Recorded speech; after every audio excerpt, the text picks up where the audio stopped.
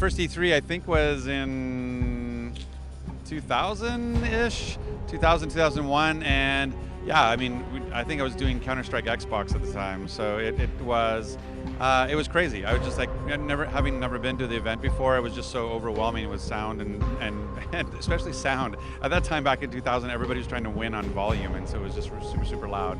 But when I think about my first E3 with Gears of War, that was in 2005, I think. Yeah, it was 2005, and I had a Gears of War hockey jersey, and I was wearing the Marcus do-rag, and it was hot as heck, and but it was amazing to see the fans and people getting to go behind closed doors to play multiplayer and chainsaw each other, and there was people coming up like, hey, we hear something cool behind closed doors, we want to see it, and that really, it was just so awesome to realize that we had something magical in Gears for the first time, and in Gears 1, and so yeah, I'll always remember that. I mean, before it's kind of like, hey, what shoes am I bringing now? So it becomes about the shoe game. So you can notice, like, I have the matching shoes to go with my, you have to kind of work your shoe game a little bit. And during, when I was younger, the ritual during E3 was to drink a lot.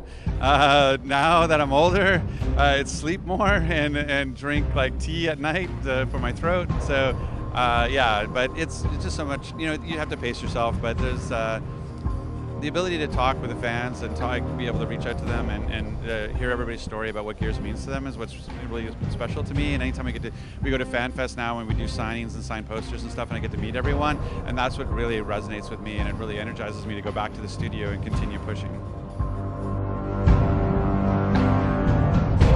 There's this little game called Gears of War. It sounds really cool, and I'm a big co-op player.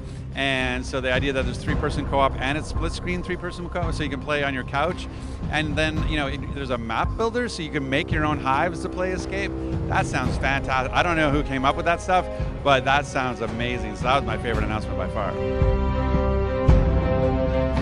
Yeah, I don't know. I think what's cool is just seeing as the industry comes together and creates this spectacle, and it really puts the gaming industry on the map for a brief moment. Everybody pays attention, like all eyes are focused, and so I just love what E3 does to sort of bring everybody together and look at the gaming industry and have all these announcements.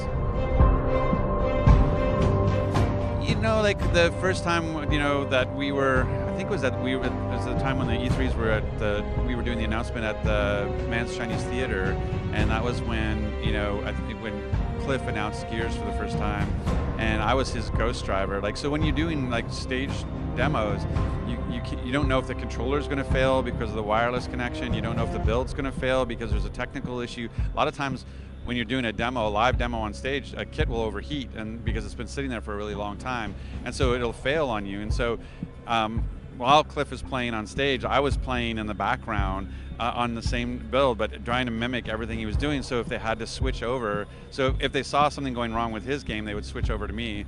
And so that was really my first experience with sort of being in an E3 demo and being able to have to go and all that pressure of like this briefing and driving from the background. It was pretty cool.